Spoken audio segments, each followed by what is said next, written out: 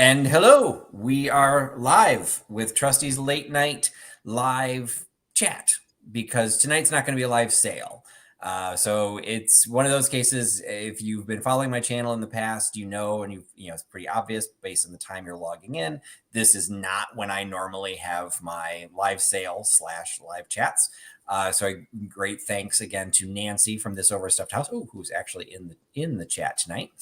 She and I switched time slots, so she already had her live sale and chat earlier this evening. I'm taking the 11 p.m. slot, at least for the next about month and a half or so. But tonight, due to some other things that are going on, I have a scheduling conflict and I am actually heading out of town tomorrow. So anything I would have sold tonight, I would not have been able to invoice, and I certainly would not have been able to ship it out. And I'm going to be gone for a week. So instead of having everything sit, particularly with Christmas coming, I didn't want to be in the situation where someone was trying to buy something like, oh, that'd be a great gift for, Uncle Mel. Well, Uncle Mel's screwed because I'm not going to be able to ship it in time. So at this point, we're just going to keep it light and easy. I do have two things on eBay right now. So I will talk about those because they're ending in 15 minutes. And I did not take into consideration that I was leaving. So I'm not sure how I'm going to ship these. We'll have to deal with that. But we do still have, even though it is a non-traditional evening, we still have Katie hanging out with me in the chat. We will not be sending her into the ether this evening because I've got nothing to put her into or put myself in a full screen for. But we got Katie in from Vintage and Vinyl. Hi, guys. I'm so glad to be here. This is going to be a lot of fun and great to have a late night hangout. So tonight will be a little, there'll be a little bit of show and tell. It's a live chat. I will show the two items. I'm going to do that really quick because they do end in like 12 minutes. So if anybody is interested in those, they'll be able to go find them. But I do have a little bit of a live haul. I never got a video done for them, and I was thinking about putting them up on eBay tonight so that they would end next week. But I'm probably not having my live sale at all next week. Next week is while I'm traveling. I have the week off from rehearsals, so I'm taking advantage of that and squeezing this trip in. And because of that, I could try and take some of the stuff with me, but we're getting too close to Christmas. We've got too many other things going on. I've got way too many scheduling conflicts, both personal and work. Right now, work is kind of becoming a little bit heavier. And so there's just a lot of stuff going on. We are not going to have a triptych on Sunday. So we had announced a triptych for the Sunday, and unfortunately that has to be canceled. We are still going to do the duo dive. I will be attending probably from a hotel, but I do think I'm going to be in a hotel at that time. I'm not traveling, where it looks like I will actually be traveling Thursday night. So Wednesday night, we are going to be doing the duo dive. So why don't you talk a little bit, because Katie's going to host it just in case, and Katie organized it. So she's got this coming duo dive. So why don't you talk about what's coming up on Wednesday? Absolutely, Patrick. I'm really excited about the duo dive because I have gotten a special guest to come on the show. If you were following me over the Halloween period, I did a video about poison books, or books that can kill. And there are books that actually have arsenic in their covers from the 1800s, and they're just sitting in libraries or on people's bookshelves or in bookshops. And people don't realize the dangers of these books. So I reached out to a woman that runs the Poison Book Project. Her name is Dr. Melissa Tadone. And she has spearheaded that project, educating people on some of these poison books and just talking about the history of them. And I just thought her website and her project was fascinating. She's worked with MSU and a whole bunch of other people doing this research and work. So she is going to be joining us on the show, and I am so excited about that. So she will be here next week, and maybe she can help me kind of identify the book I have that I think actually might be a book filled with arsenic. So I'm excited about that. Excellent. And while you did that, that gave me time to actually copy and paste the eBay links into the chat. So fantastic. Yes, so there was an ulterior motive to pass the camera over to you. So we can multitask. So in the chat now are the two links directly to the items themselves. Nate is not here this evening because we're at a later time. One of the items is this mid-century modern brutalist brooch. It is a signed brooch, signed Panetta. Now, were you familiar with, I was not familiar with that name, Katie. Were you familiar with Panetta? You know, interestingly enough, I wasn't until Patrick said, hey, have you seen this before? And I had not seen the mark, and I started looking them up. and I absolutely fell in love with them. Of course, Panetta does very well online. It's a very good costume jewelry maker from my research. They made a lot of brutalist style pieces in the 60s, and their stuff is amazing. And there's so many pieces of their jewelry that I would love to have. But this brooch is stunning. It's kind of got that coral look to it as well, which I like. So I saw people listing it as coral or brutalist. It's just an amazing piece of jewelry. And they did a lot with this style. Now, what I had learned from doing a little bit of research for the guy that started Panetta, he is Italian, but he started it in the United States. And it did start in the, I want to say it was the late 40s or early 50s in New York. So it's kind of getting into the mid-century modern. And they did a lot with this coral style setting. Now, what I did a little research is I had a hard time finding this white stone. And I did find everyone I knew it was a cabochon. Some people called it onion skin coral, and I thought they were referring to the stone, but then somebody else said, "Oh, maybe that's what the actual coral setting is considered." So I have no idea. It is very, very flat on the back. So in whatever case, I think it's a faux stone because they were known for their costume jewelry. So that last I checked, I think that was up to $51. So that already had several bids. So that is going. And then this was the advertising piece. It is a candy counter display. It has the the little prongs in the front for the placard, for the price, or for whatever is in there. Bunt candy. They invented the chocolate covered candy bar. Oh, wow. This is a glass. The glass is in perfect condition. It's glass top. It has a little flip door on the back to be able to access it. And I did really good picture. I tried to take the best pictures I could to show there is wear to the art because when the door closes, it closes right onto the artwork. So there is a little bit of wear to that. This does have a couple of bids. I think the last I saw was up to $38. So that is also up for sale. And so that piece is amazing. Yeah. So that was one that was one of the place I go. I get a lot of stuff from them, and it's not something they carry often. I don't see these types of display pieces there. And it might be that maybe they already get picked over. And I was just there at the right time. And I wasn't familiar with Bunte, Bunte. They said it's a Chicago company. And then they said they invented the chocolate covered candy bar, which shocked me. There's so many chocolate companies that are here in Chicago than worldwide. I would have thought somebody else would have done it. But yeah, like Hershey's or something. So Jacqueline's commenting on our hats. Mine is a complete de facto because my hair looked crappy. So I had bad hair day. No, yours looks good, Patrick. So I just covered up my hat. I had like what shirt do I have to go with? What am I wearing? I'm wearing my Goofy shirt. Okay, Goofy. I thought it was golfers for a second. So it's Goofy doing different things. So he is golfing. I think he's playing tennis. He's flipping a hamburger. Goofy man of the house is all written on it. So I don't know what that means, but so I'm like, hey, there's black in there. So I'll wear my black hat. So.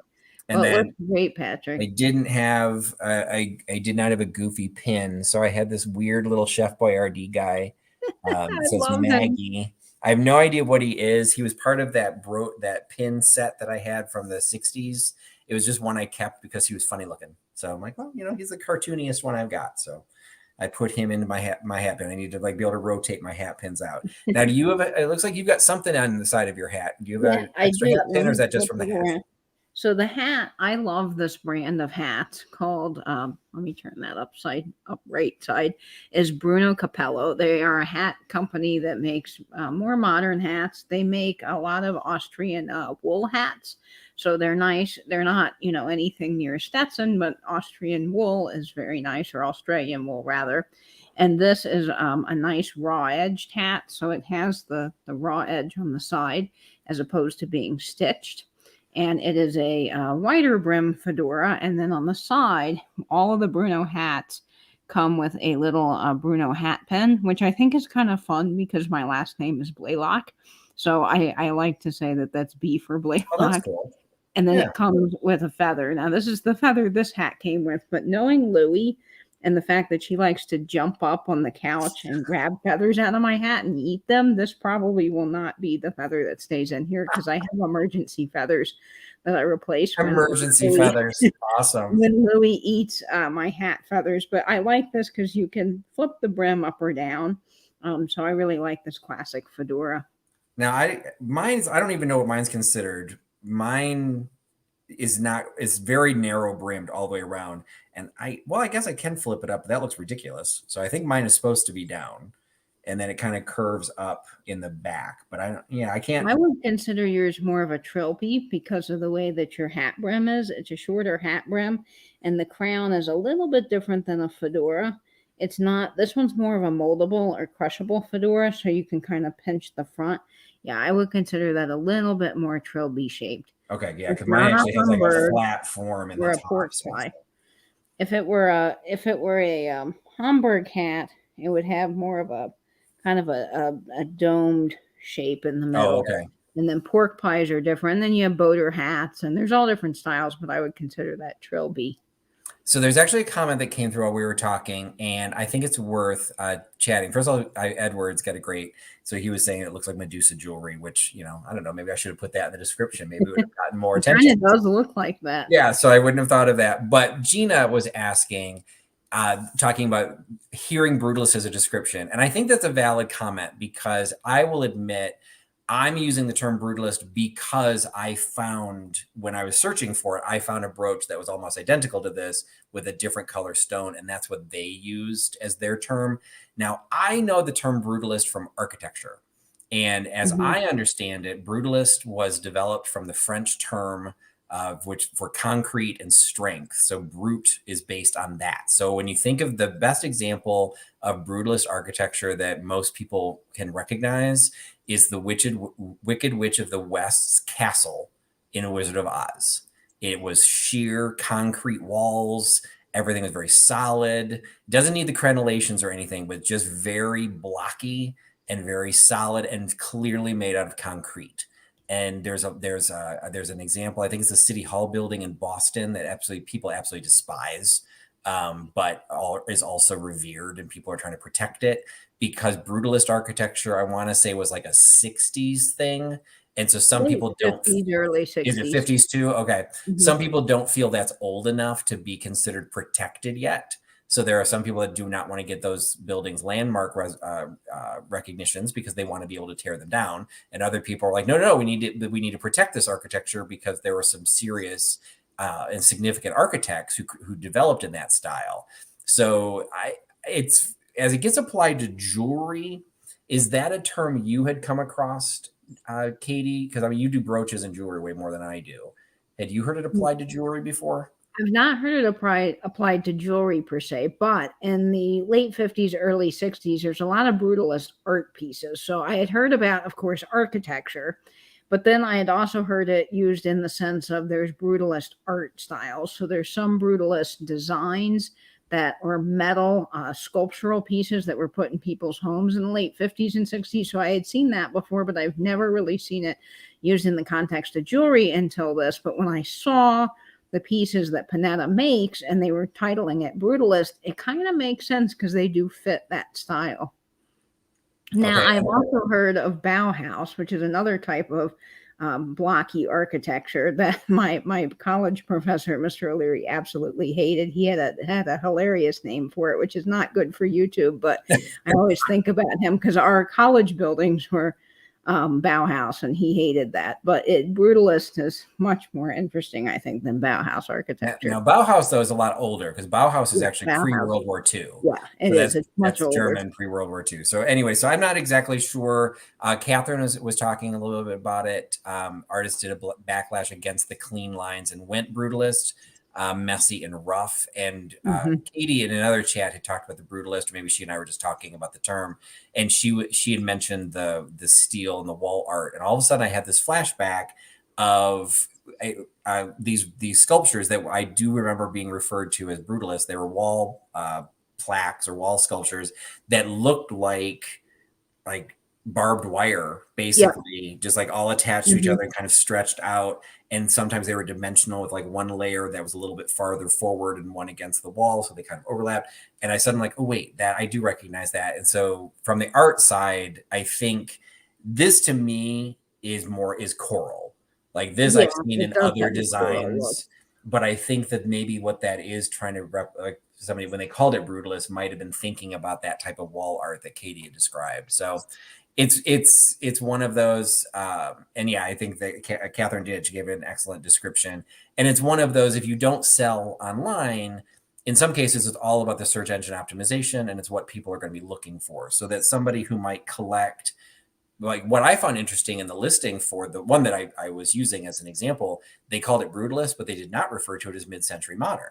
And I'm like, well, Oh, that's a missed opportunity because I think yeah, more I think so people, too. yeah, I think more people would search for mid-century modern than would search for Mhm. brutalist. But if somebody's an architecture student or an architecture design aficionado and they just like brutalist and they're looking for blueprints or those art sculptures, you suddenly land on this. They're like, okay, I wasn't looking for a brooch, but damn, that looks brutalist and I want it. So it's always trying to appeal to the widest range of, I think the more keywords you can put in, the better off you are because then you're targeting multiple audiences, like you said. and it did sell. So let me see what they Ooh, sold for. So okay, both let's items had see. sold. So the brooch ended up selling for $82. All right, that was a great sale. And it sold to somebody I think I know because the first letters are CHE.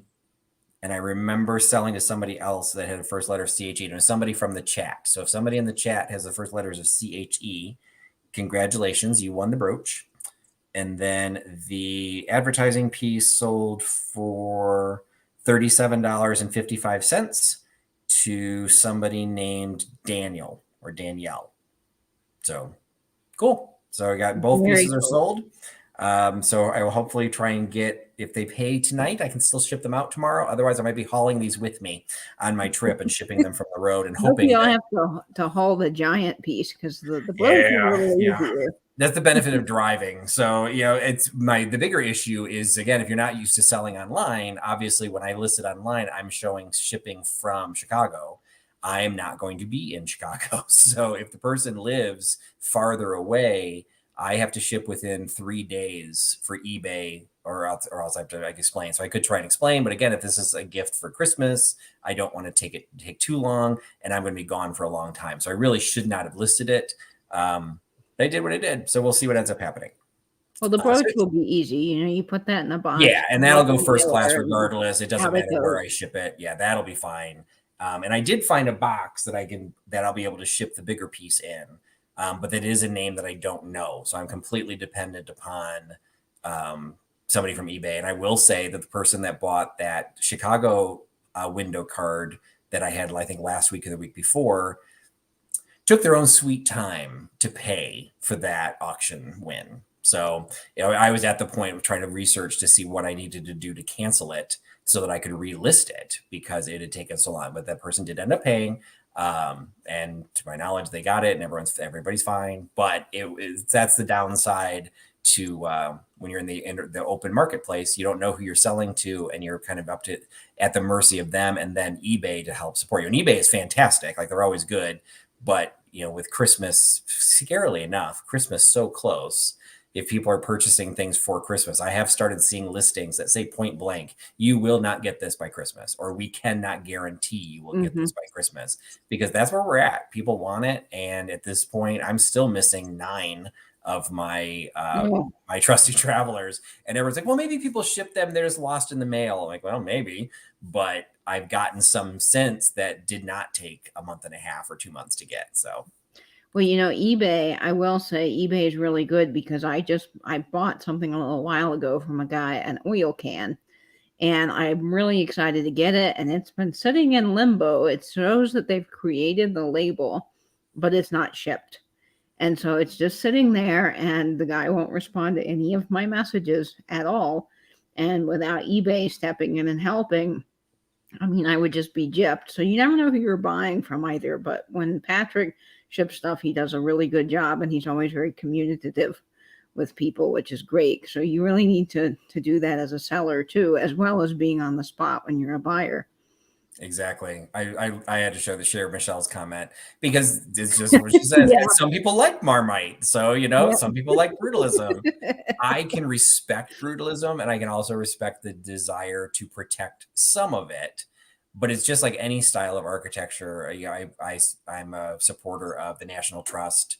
And they're always talking about buildings that that are threatened or need to be saved. I'm like, oh yeah, it's not worthy of being saved. Like, it's like not that it's my call in any way, but it's the idea that just because there was some minor significance to it, like, that's great. And if you can find somebody that there's a connection to that person or connection to that subject or whatever, that's great. And definitely, but to actually take funds that could be used for more significant structures to save less significant structures puts everything at risk. So it's just one of those cases. So it's a balancing act, and I do find it interesting. One of those cases, if you ever had your chance to do life over again, I think I'd go back and be an architect.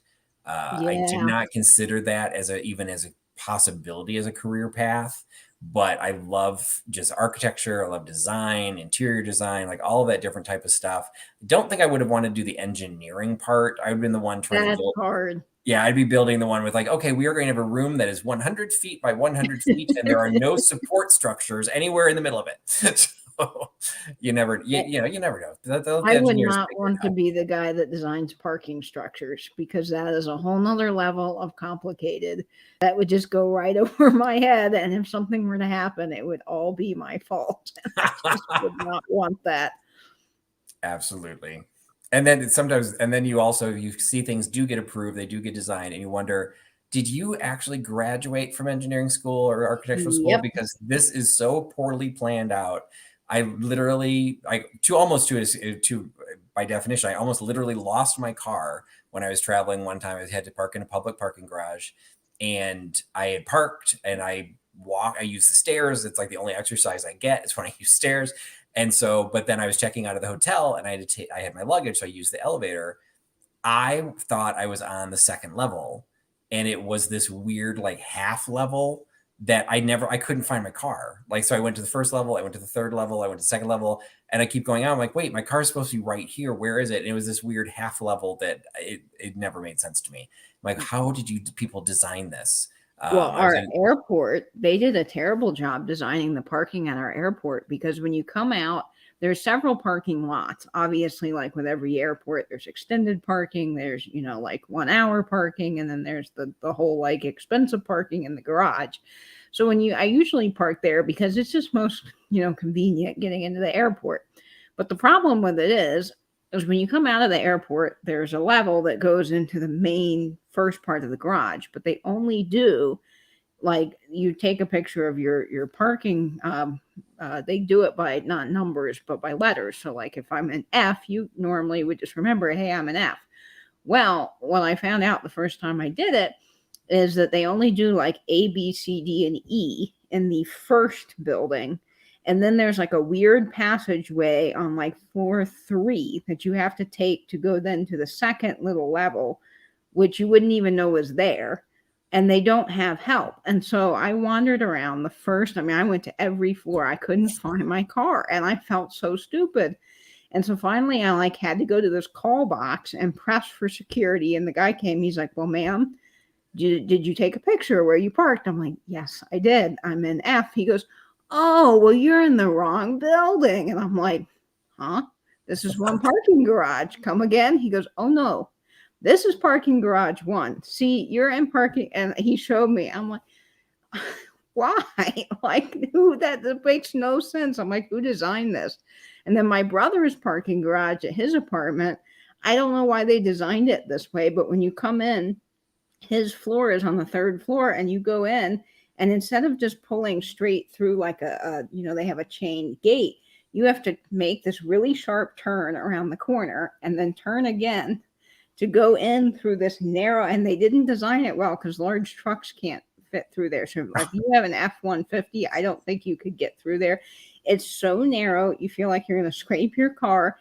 And they only have like one way in and one way out, which all the cars share that same passageway, and it goes onto a very narrow street. So I'm like, did you guys not think this through very well?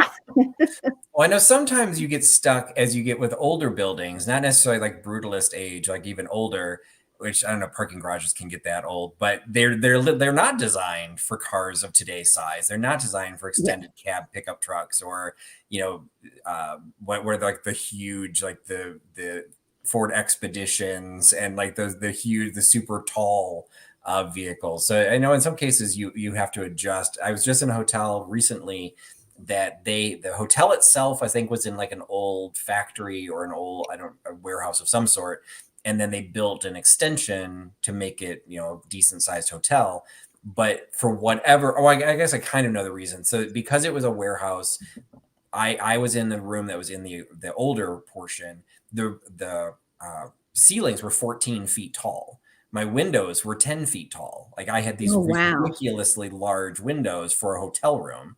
And so these rooms were so tall. I think there was only 3 or 4 quote unquote floors in the old building. Then when they built the new building, of course, they gave everyone like the standard 8-foot ceilings. So when you were in the elevator, which straddled the 2 buildings, the elevator had 2 doors, one each side, and you had to then pick whether you were 4L or 4R or like rear or F. I guess front or rear. I guess was the way they were marked, and it wasn't clear. Like my room was just like 320. I'm like, well, wait, is that 320? I didn't know if I was in the old portion of the new. And there was nothing in the sign to say what it was, so I just hit both and figured it out. And so people that work there, people that design it, like they all know. But like you said, when you're in a tourist thing or you have people visiting, I used to live in Washington, D.C., and I thought it was the worst laid out town or city Oh, yeah, for it is. tourists because it's like Totally. you're driving down the road and all of a sudden there's no sign saying you need to get in the right lane because you're going to turn right. There's just a sign saying, yeah, turn here. It's like, wait, that was the interstate. Why did you not give me more warning? So, Yeah, I know. That was my problem when I was in DC. So I visited my friend Coley, who lives right outside in Virginia. So he's about 10 minutes from downtown DC.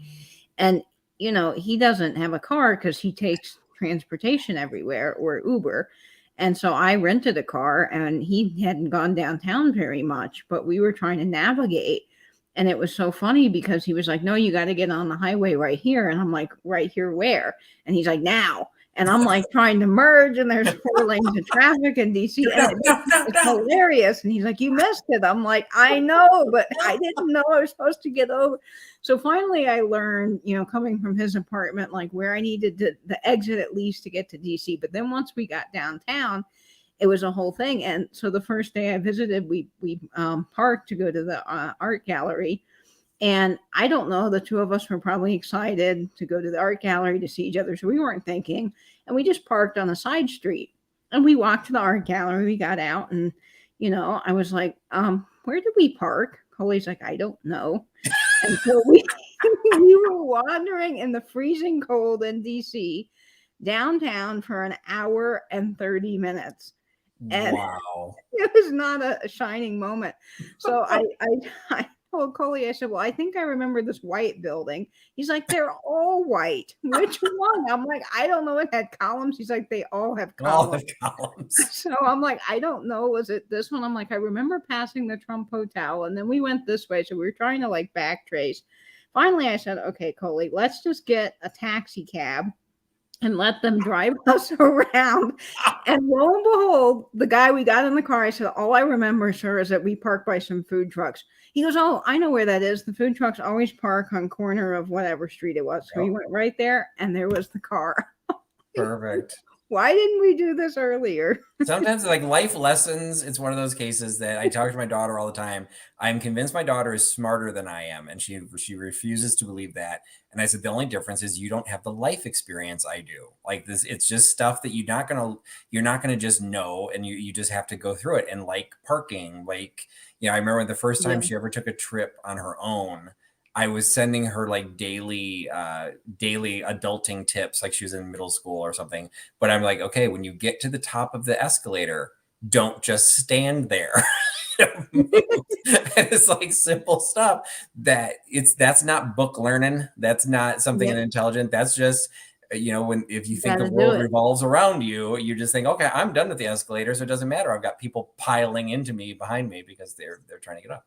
So parking in DC would be definitely one of those. Now, driving in cities and parking in cities, I find a lot of people just don't want to do it. So I think I do not live in the city of Chicago.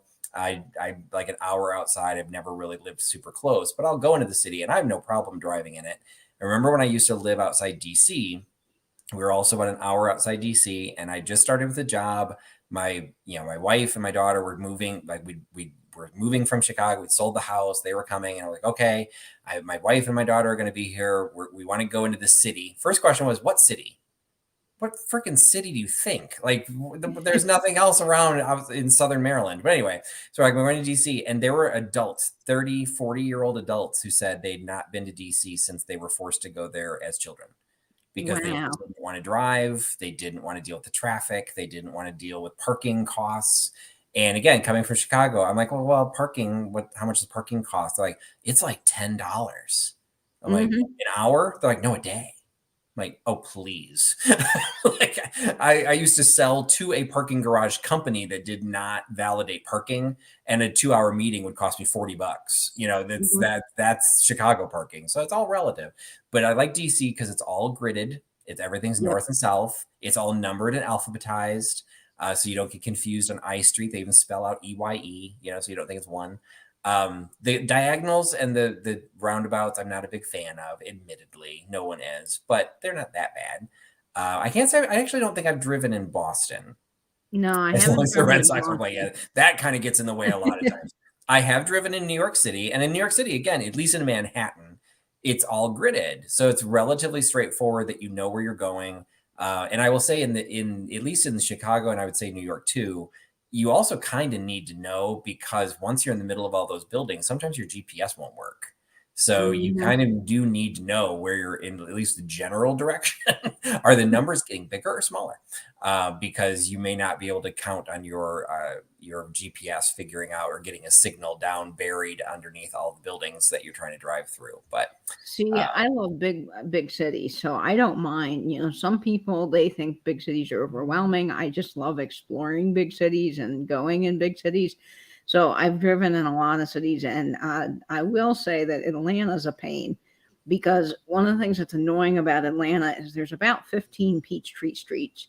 So when you're trying to go to a Peachtree street, it's like, is it street? Is it road? Is it south? Is it southwest? I mean, they're all different names, and the GPS doesn't always get it. So that is very confusing. And here in Jacksonville downtown, everything is a one-way street.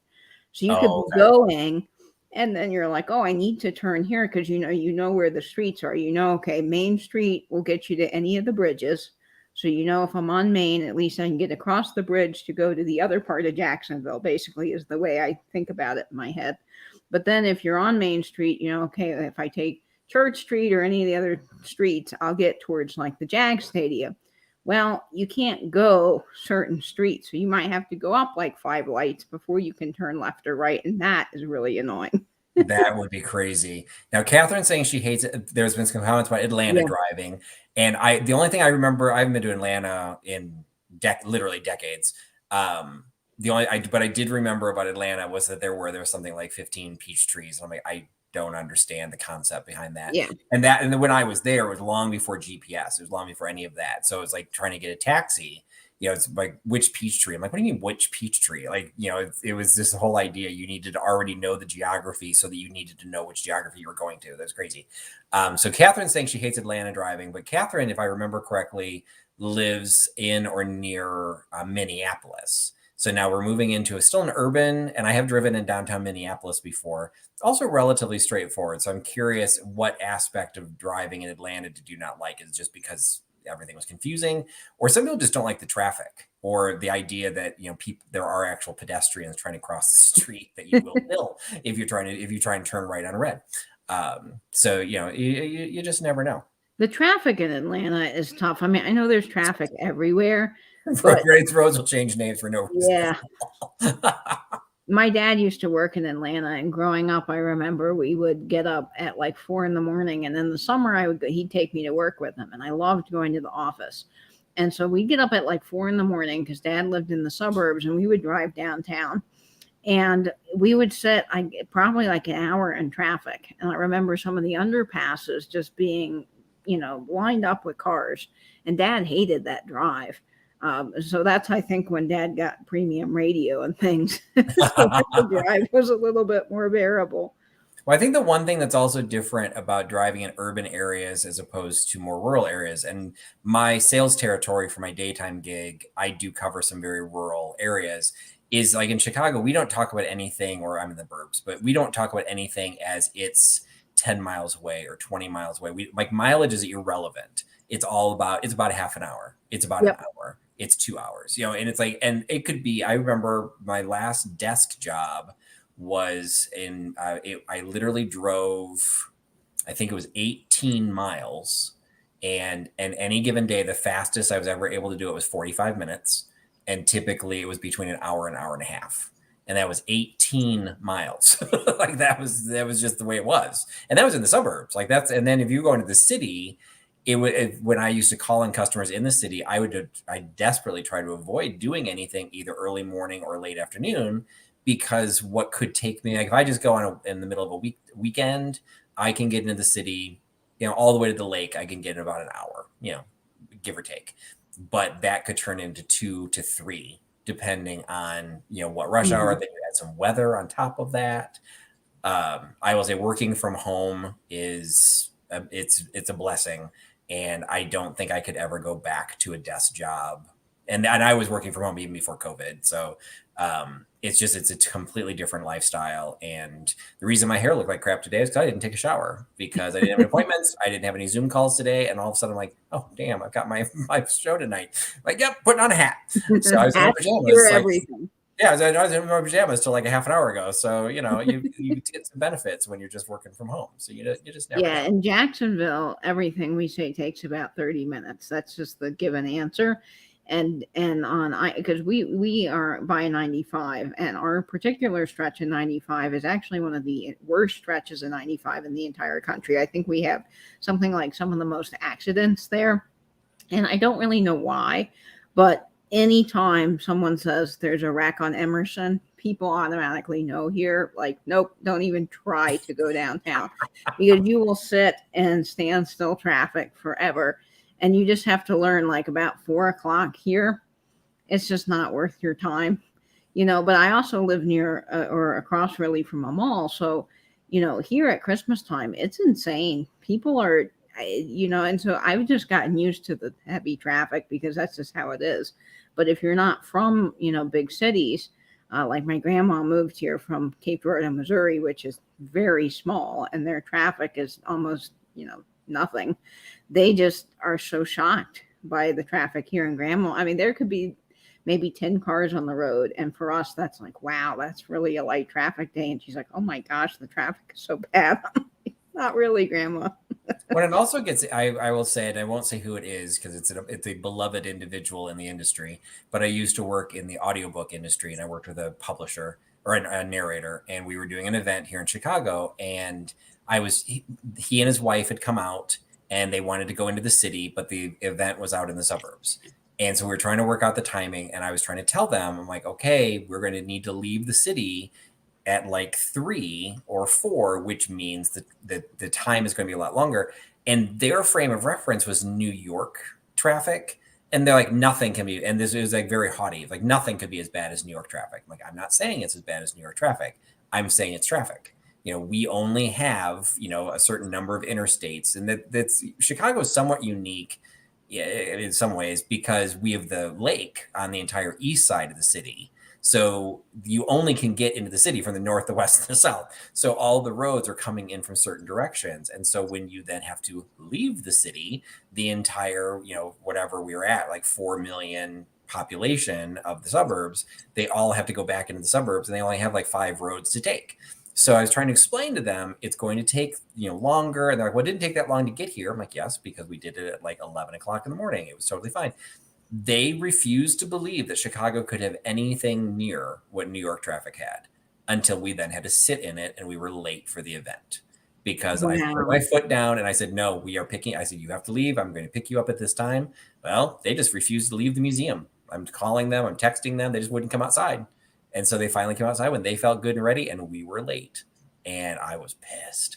And it was just this weird like protocol that they felt like, well, I've got New York traffic, so we know what traffic is. You're Chicago. What do you know? So everyone's got their own. And and like Brian says, Chicago traffic can be very unpredictable as well. I remember being in Boston when they were doing the Big Dig. And I remember I don't think we did a lot of driving. Maybe we did the taxi at the time. I remember at one point we were walking, and there was stuff all over. Like, what? How do people get around this city? That's crazy. Well, Georgia, Florida, we have that here, and people with football, that's a big following. It's big traffic, big day. We have RV City, so downtown, I don't know if they had it this year, but last year they've had it before, where all the RVs can park under a particular passageway, and they have like this huge Florida Georgia thing. I mean, it's massive, and anytime Florida Georgia happens, it's like you got to leave. They were telling people this year, if you want to get to the game, you got to leave like 3 hours in advance. If you want to get there, get your seat, tailgate, whatever. And so people were going really early to the game. And I'm like, what would you do? Sit inside the stadium for 3 hours? Like, that seems absolutely Because that's when you do awful. the tailgating part. It's But like, well, I'm here 3 hours early anyway. Let's have some beer. yeah, pretty much. So I just avoid Florida Georgia stuff. I'm like, nope, I'm going to stay in my house. I know I flew past it and I wanted to come back and I, of course, lost it. I want to say it was Edward, but we're moving away from the traffic discussion. I think it was Edward that was asking you to show off your brooch. Oh, I could do that, Edward. If it wasn't Edward, I apologize. I can't find the comment right now. It was earlier. So this is the brooch I have on today. It is a beautiful, probably 1950s piece. I love the cuts on these stones, and I haven't really determined if they're glass or not yet. They may be more of a resin, but they're just beautiful. And then it's got rhinestones going down the middle. They're all prong set, and here's what the back looks like. I do think that this is probably 50s or 60s, and it's just so unique. And I love the round down at the bottom. I don't even know what shape of stones you would call these because they're not marquise. Right. But they're just beautiful and it's unique, and I love the red. So that's what I have today. Now, do you have a trick to know whether, or to be able to tell whether something is glass or not? You can tap it. I don't know if you can hear that. And it sometimes has more of a clanging sound if it's glass. And also, glass is cold. So if you hold your finger, it's like any stone, hold your finger on it.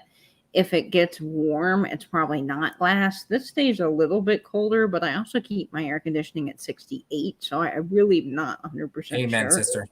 It's just beautiful. Yeah, it's gotta be cold in here. I can't deal with heat. So my brother would always say, well, you can't take layers off, but you can put more on. And so if you come to my house and you're cold, I'm just going to give you a bunch of blankets because I can't stand to be hot.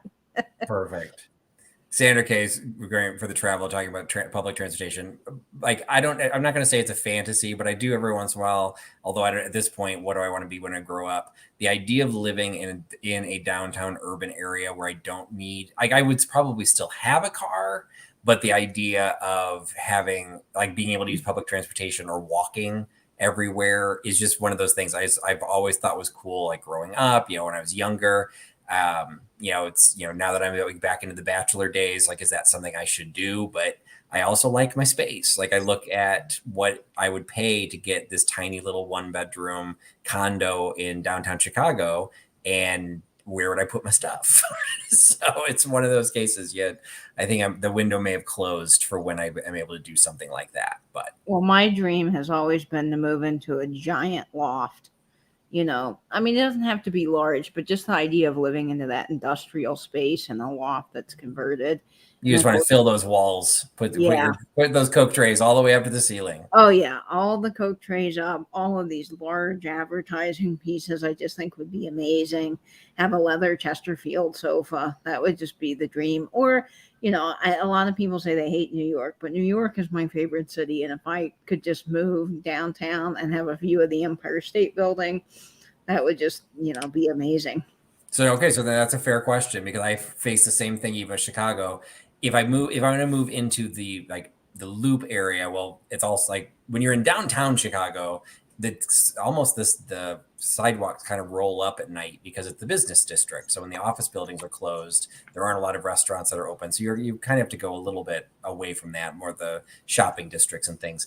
But I could save a lot of money if I went into the neighborhoods. So from a New York perspective, would you want to be in Manhattan? Like, would that be your definition? Or could you be on Staten Island or in the Bronx or out on Long Island, still consider yourself being a New Yorker?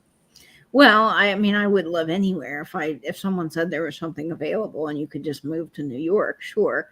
But my dream would be to be in Manhattan because I like large cities. I like busyness. I love the hustle and bustle and the shuffle of people. I just, that's exciting and electric to me. So that would be where I would want to be. I don't think that I could live somewhere out in the country. I think that would drive me a little bit crazy because I need to be around people and things happening. So I would really like that. And the loft, yeah, as Gina's saying, it has to be large because I have a lot of treasures. That's true. And that's the other thing with New York is all of the apartments, for the most part, that are reasonably priced because the rent there is through the roof. They're all tiny. I mean, like shoebox size. So, it's just fun to admire from afar. Yeah, I mean, like my other fantasy would be I'd make enough money that I could have a pied a terre that I just have a place to go on weekends, and that's where like when I want to do something in the city, I have a second place that I can do in the city, and then come back to my regular place, Yeah. and spread out. So if I could just, like fly to New York for a month of the year and just, spend time living in the Plaza Hotel or something, that would be amazing. Well, I had looked at like well, how much would it cost, and then if you're in a condo, you've got homeowners association fees. And I was reading articles on how to do it, and they said really do the math. In some cases, if I was only going to be downtown, 2 weekends a month, what would I spend in a hotel versus what would I spend on a mortgage and a homeowners association? Probably cheaper just to be in a hotel for 2 weekends every month. So I'm like, well, I got to do that. Well, and the homeowners associations, they're so strict with their rules that becomes a pain sometimes. And I'm actually I'm a good believer in rules. We had a homeowner association when the house that my daughter grew up in, and there were neighbors that were always trying to fight the homeowners association. They're always like, "Okay, you're going to come with a meeting with me. We're going to get this rule overturned." I'm like, "Nope, I like those rules. It keeps you from having an above ground pool.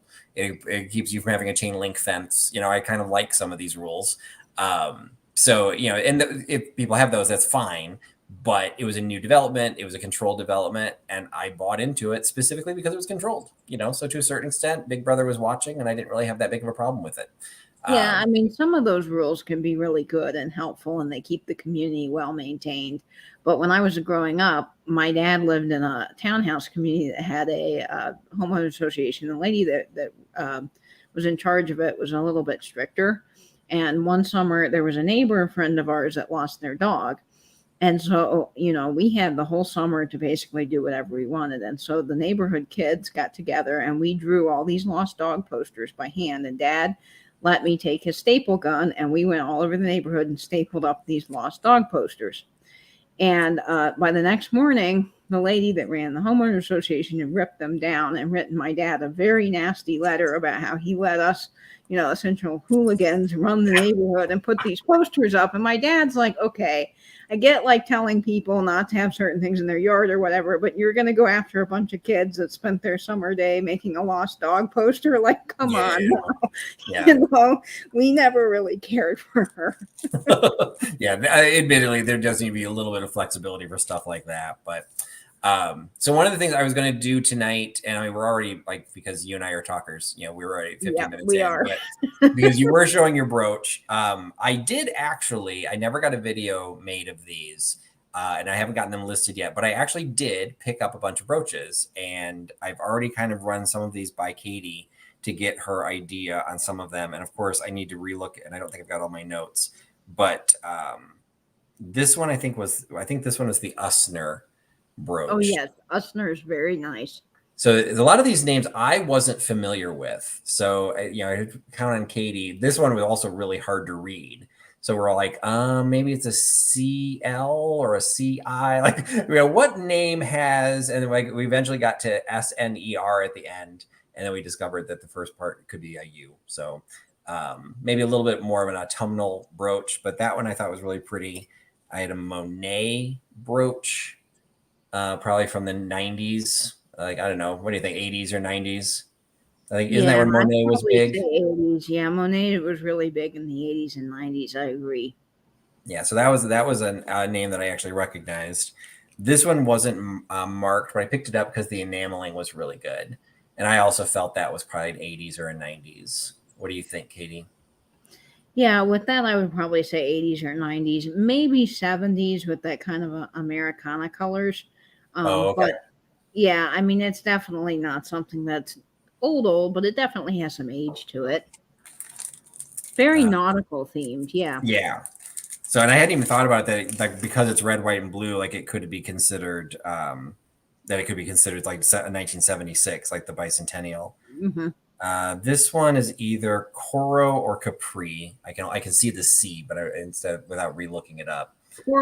Coro made a lot of jewelry that was in your Woolworths and your basic department stores. They made brooches for the everyday person. They were still good quality brooches, but they weren't, not as high end as like your Weiss and your other pieces. But they're a really well respected jewelry maker of costume jewelry. They make nice quality pieces. Yeah, so I have one that's Coro and one that's Capri, so I just have to relook. My favorite one was this one, and what I have to figure out, that's why I was asking Katie how you tell whether something is glass or if it's stone or something else. This one is and I did grab my loop just in case I did this. This one, oh, actually, this was the Usner one. This one, I don't know what that Yeah, white, that is amazing. I love the look of this one. And all of, I don't know if those are, Katie thought maybe they were milk glass, but when I bought it, I thought they were porcelain, Well, they but could be. I don't know how to tell. Yeah, and Um, I had suggested Carrie that it could be Lisner, but there is an Usner brand of brooches too. Um, Lisner makes really high end things as well. I'll pull up the list. This is the listener slash Usner one. I don't know with this. I'm not sure it's going to get in there close enough. Um, Yeah, it's hard to. Oh well, I don't know. Maybe it is Lisner. It does To have me, a this is Lisner super look. high end. Like this is a really Yeah, nice. Lisner But I makes was not familiar with extremely either good one. brooches. I wasn't familiar with Listener or Usner. So like this one I picked up entirely based on its appearance. Like I didn't even care if it was unmarked. I just thought it was beautiful because it's in perfect condition and it just has a really neat look to it. So like so this one, assuming it's either Listener or Usner, and I'll try and get a better magnifying glass and see if I can figure that out because I didn't realize it could be both or either. With this style of a back, how do you, I know you've taught me about the riveted, so if it doesn't have a Mhm. rivet, I'm clueless. How old would something like this be? Patrick, that's really hard to say because those safety clasps were around for a long time. And the pin, if it doesn't extend past the clasp, it's hard to date. I would probably, though, being that it's Lisner, you can date them. If you can research the company a little bit, when they went out of business, that does help. But I would probably say, 60s for that. Okay. It does have the gold tone, and I do know that gold was very big in the 50s. They didn't do tons of silver tone metals then. So you typically find more of the gold tone higher end costume jewelry from the 50s. But I mean, I don't know. It's hard. You can kind of judge by style. Dating brooches are just it's kind of Yeah. a And I hard don't deal road with to them hoe. enough. So it's like it's one of those I'd love to learn because I got all of these in the same place. So like this, there's a great a little pocket, and I don't know if I'll be able to find more, but it's one of those like okay, like what are the names? So Carrie's saying that she has a similar looking white stone brooch. So I'm curious, Carrie, if you know what it is, because when I first took a picture of it, a lot of I never found this shape or this design, but a lot of them were saying they were milk glass, but because of the pooling on the back, you can't see through it. So I have no way of knowing if these are glass or not. And like Yeah. the benefits in perfect condition, so that means there's no chips, but also because there's no chips, I can't tell, how did it splinter? Did it splinter like And glass or did it break like porcelain? for Lisner in the 60s, they did a lot of flowery type brooches. That seems to be a pattern with them. So Okay. it's possible that that is Lisner, and it is, and Lisner makes some really high end stuff. Lisner, it's David Lisner and his family that founded Lisner Jewelry. They came to New York City from Germany, and they ended up finding the Rocher Pearl Company. They merged with them in the 70s, and so they had some of the highest quality brooches. Lisner's a very good name if that's it. Now, Okay. Usner is another company that does make costume jewelry, and I can't find a lot of information on them when I had looked previously, but I know they make good costume It would pieces. Well, almost be like, probably not the quality of Lisner. which came first? Because it seems like that's an absolute trying to rip off. Because if you, I mean, these markings are so small that how would you be able, it could be listener because an L and an I right next to each other would look just like a U. So it's interesting that there would be two such similar names doing the same product. So this Yeah, one, I think yours is milk glass, Carrie. I know necklaces I don't think do as well on the live sales as brooches do, but New Year's Eve is coming. So this is what unfortunately may not be shipping before New Year's Eve, but this is like a little flapper, like a flapper style necklace with the fringe going on, the double strand. They're all prong set rhinestones. It's a gorgeous piece, but it's not Beautiful. marked. So No, now that has an older clasp. That style seems to be a little bit older to me. I don't know that they're still making clasps like that. Yeah, so this has But I could be a wrong. rhinestone extender, which I thought was a pretty good sign Yeah. because I think usually the extenders aren't that fancy. So you've got the No. extender, and then the extender also has the same tassel that's on the bottom of the fringe, but even the little tassel up here is not signed in any way. So So Susan Houghton is saying that there's a huge amount of glass that came from Czechoslovakia, and they have a stone look. So I don't know. Maybe it okay, is glass.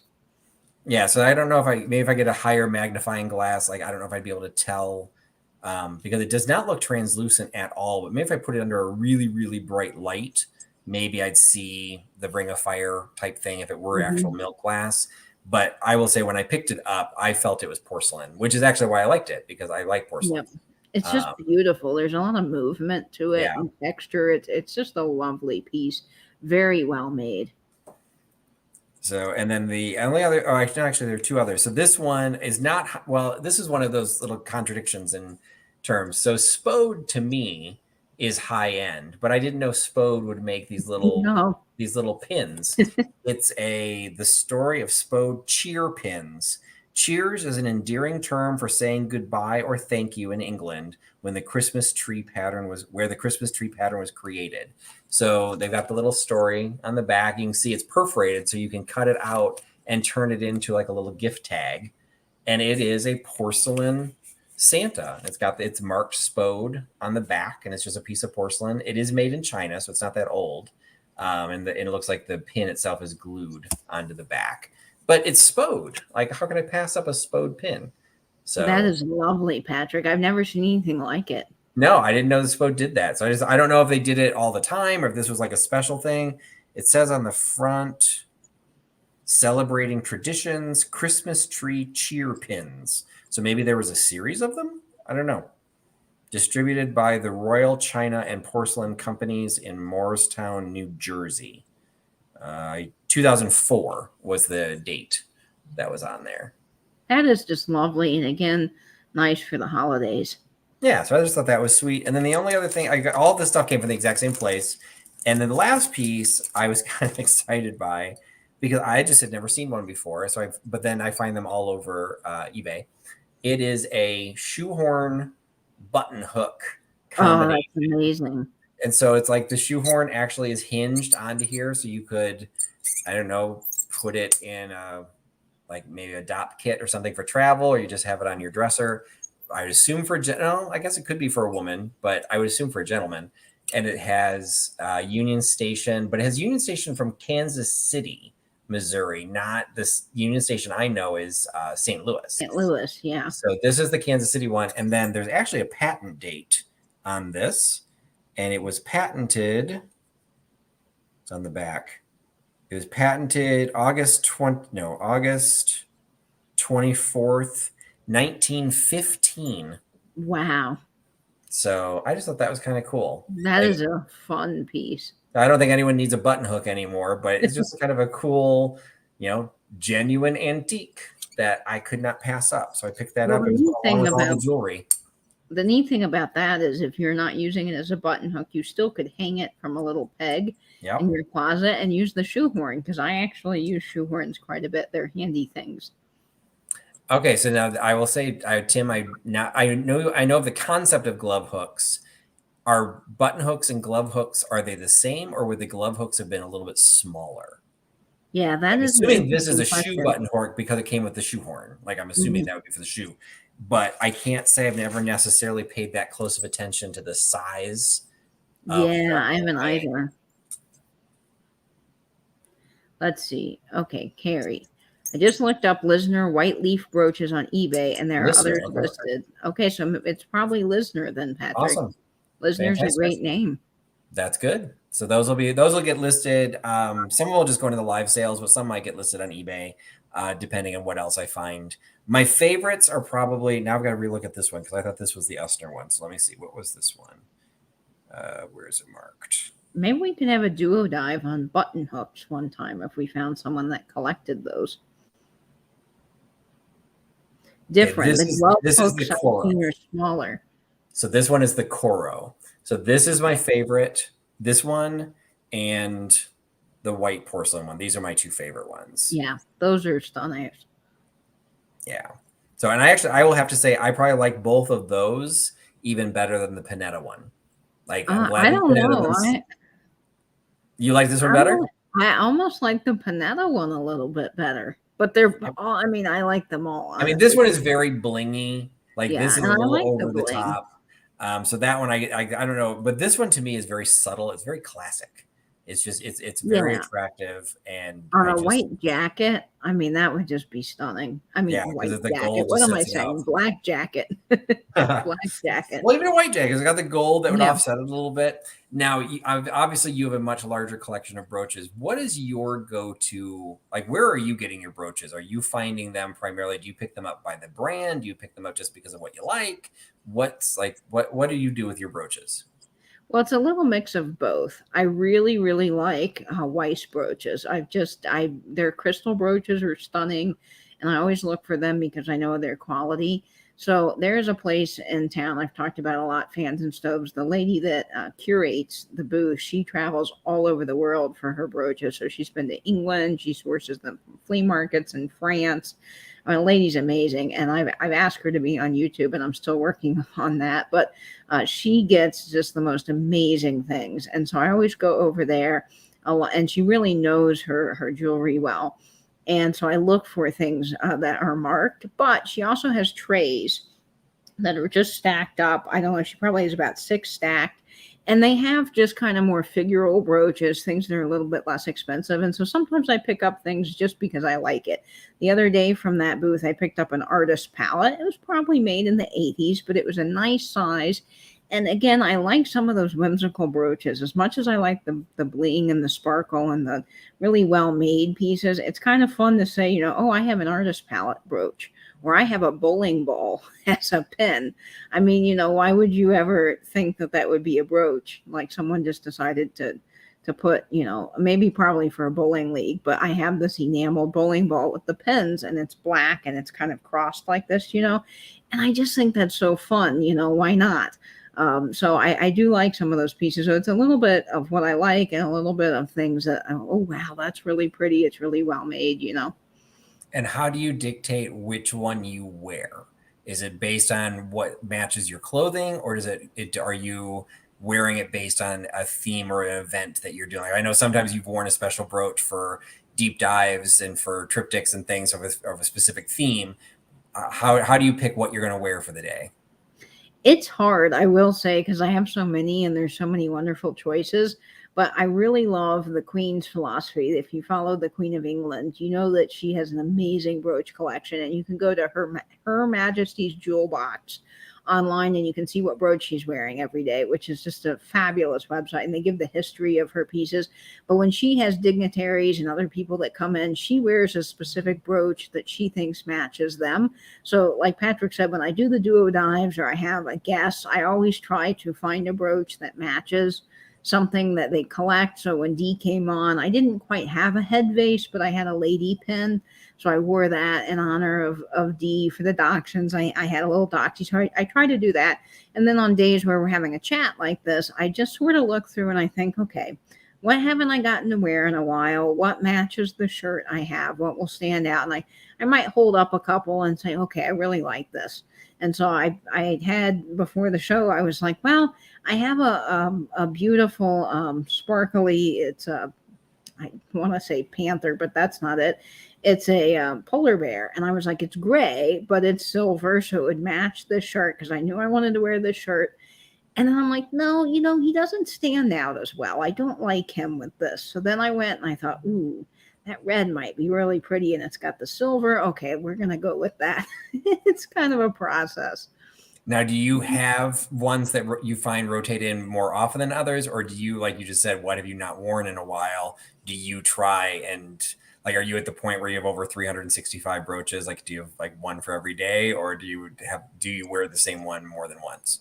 I do wear the same one more than once, and I have some of my favorites. And I love that mid-century starburst that I've talked about before, and then a lot of my just silver-toned rhinestone brooches that are Weiss. I have quite a few big ones that are Weiss. Those sit out on top of. I have the 1950s jewelry cases with all of my brooches, and I have a few that are just really special to me.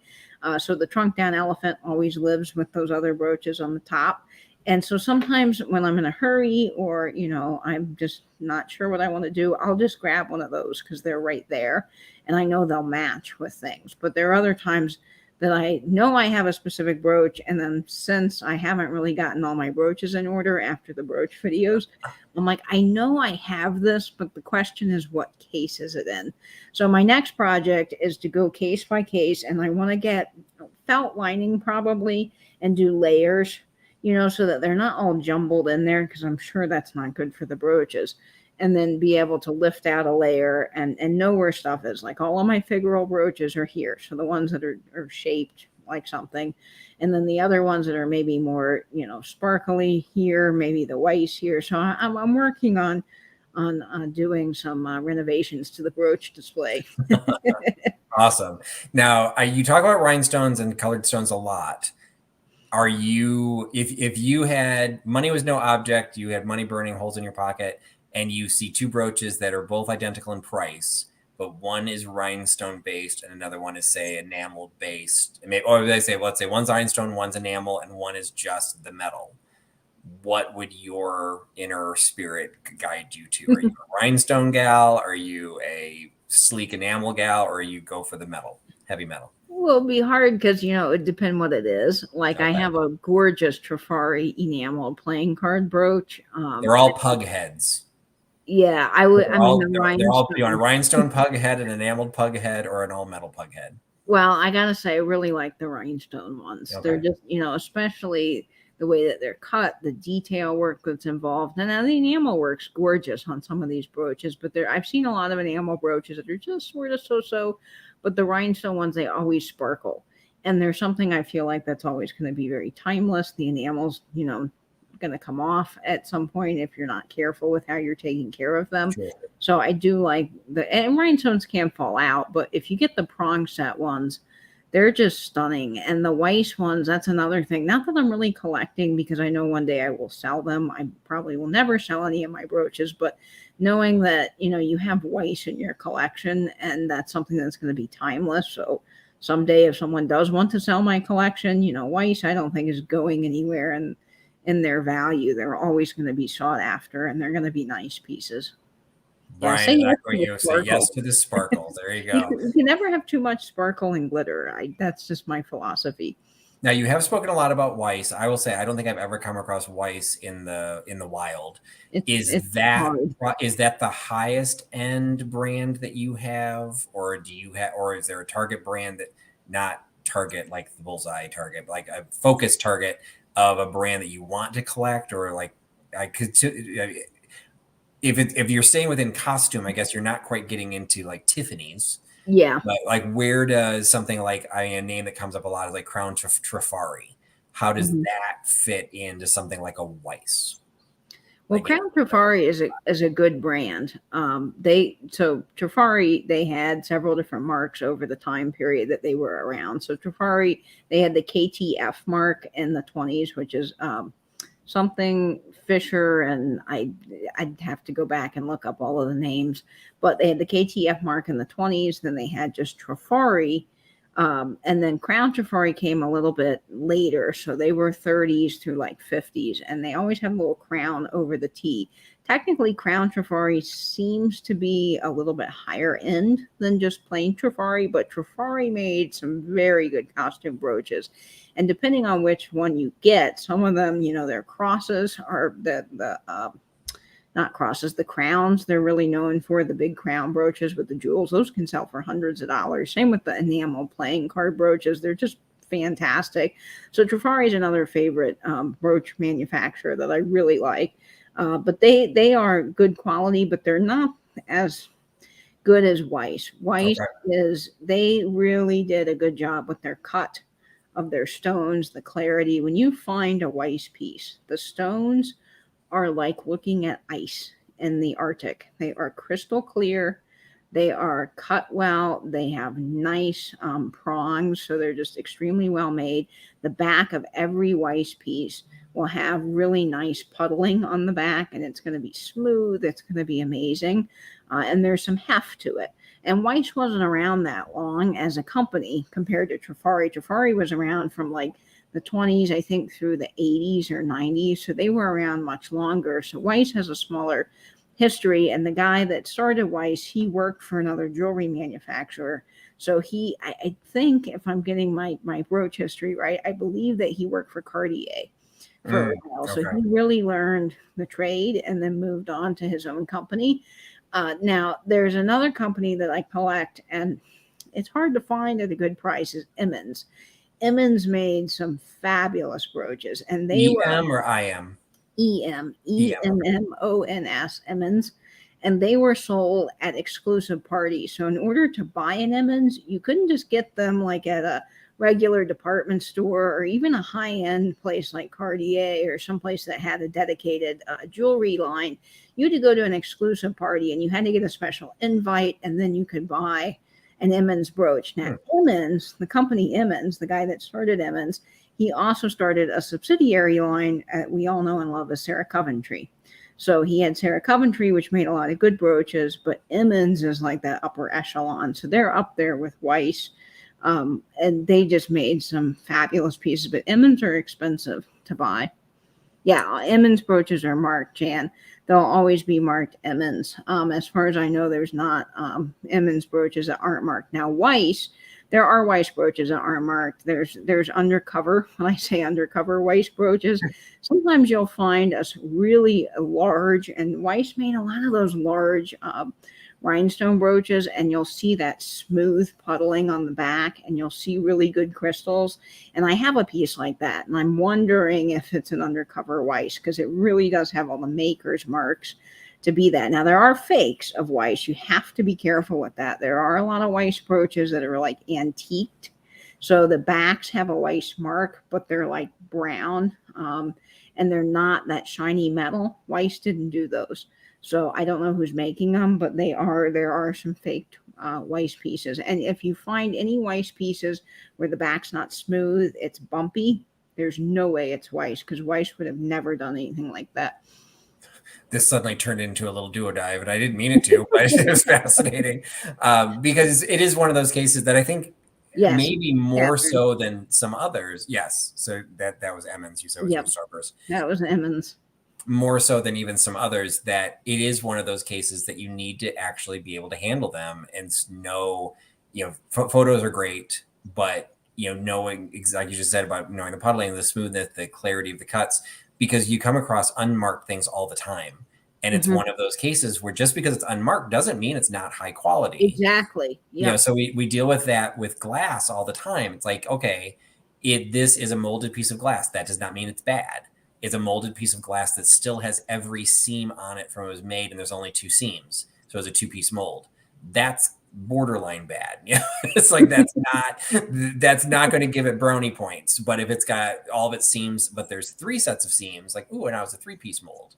All right, so it's slightly better quality, but now the seams are missing. Oh, okay. So those are fire polished. So then it's kind of like you're moving up. So even though it's not marked and you can't find it in a book, you can compare that, okay, well, Mhm. this is going to sell for more than this. A lot of things just become relative. It's like, well, this is going to be more expensive than this one because they're both unmarked, but this is clearly better made. And the definition of better made, a lot of people, Katie and I think, and Nate as well, we're kind of like all cut from the same cloth. And I know a lot of people in the chat are in that same category. We want the research. We want to know. We're not always going to know everything by any means, but we're going to try and figure out, like, just, what Jan was saying, good tips to know. It's sometimes trying to figure out what are the takeaways to say, okay, well, I don't know what this is. I don't have every book known to man that has every picture of every manufacturer that's ever done it, but how can I tell? So, like, little things like when Katie was talking about the riveted back, I'm like, oh, okay, I get that. I think it was actually, was it Holly from that shop in Maryland? I feel bad. I can't remember the name. But she was talking about the souvenir pieces, and she was the one that just kind of like passed on. She's like, oh, well, if the pin sticks out a lot farther than the clasp, that makes it older. I learned that from her, and Yeah. And I'm that's a like, oh my great God, thing I've to tuck seen in that. your hat. I've seen that so many times and just thought the person that made it was an idiot. So it's like, you made a weapon. So now it's like, oh, but you're right. Because then every time I did see it, that was a much older piece. So it's like little things like that that you can try and take away. So it's just, watching I think even live sales can be beneficial, but I will emphasize can be, because the number of live sales that I've watched someone say, oh, this looks like Murano. I want to reach through the screen and just like I rip it know. out of their hands and throw it to the ground as the Hobby Lobby piece that it is. But sometimes you can't tell. So it's like knowing the tools, and just like you said, Weiss was like, oh, I found a Weiss, yay! Oh wait, it's got a crappy bumpy back. Great, I've got a Weiss fake. So it's like knowing, because people like. And as Debbie's saying, you're right. Sometimes a set will only have earrings marked. So that's a tough piece because you might have a really good, Lisner piece or some other brand, and the earrings were marked, but they got separated from the brooch, Well, because in some cases, actually most of these, I was surprised that this piece I thought was nice enough. I was surprised this was not marked. When you've got every single one of these as a prong set rhinestone, there was some money to put into making this. The fact that this wasn't marked, but like you said, maybe the earrings were marked, or there was a cuff bracelet or something that was bigger that had a place to mark it that didn't. Now Brian's asking, these are names I've not heard of. So I'm not familiar with these names. Pomerantz and Sherman. Okay, so I'm not familiar with those as well. But that's also, you run into those. In some cases, you hear the name and then you see it, and like, wow, that is high quality. That it's just like, okay, and sometimes that's what I get more excited by. So which one is? So that is this one I sold yesterday during Misty's sale. Oh wow! And it is a rhinestone piece, and I just was showing the rivets that Patrick was talking about. This piece, not only does it have the Y back, which kind of dates this to the 50s, all of these pieces are riveted on. So if you look at the way this is done, every one of these individual pieces here are riveted by themselves to a new piece, which is just pretty amazing. They're all prong set. They have the wider prongs here, which is something that is really nice, is to look for some of those wider prongs. Sometimes the wider prongs mean they can be Austrian, but this one's not marked, so I don't know that it's Austrian. But it's just gorgeous. And I mean, even the little rounds are marked and prong set, and so are the marquee stones. And it's just got some great dimensionality to it. So, I mean, this one's not marked, but I know, those things are a good sign of a good brooch, and it's got some age to it. So now, when I see this, it's like, okay, this is a good pickup because it's not your average brooch, Yeah. Anyway, and there's the flip side. Like, this was the only one of the brooches from the haul that I had. This is the only one that was not marked.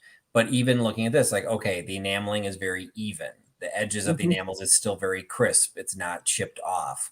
The back, it's been molded, so it's not like necessarily hand cast, but there's some design to it. It's the clasp has two separate pieces. I mean, it's not the highest end, but it's also not the cheapest end, because it does have, and I can drop it and the enamel's still there.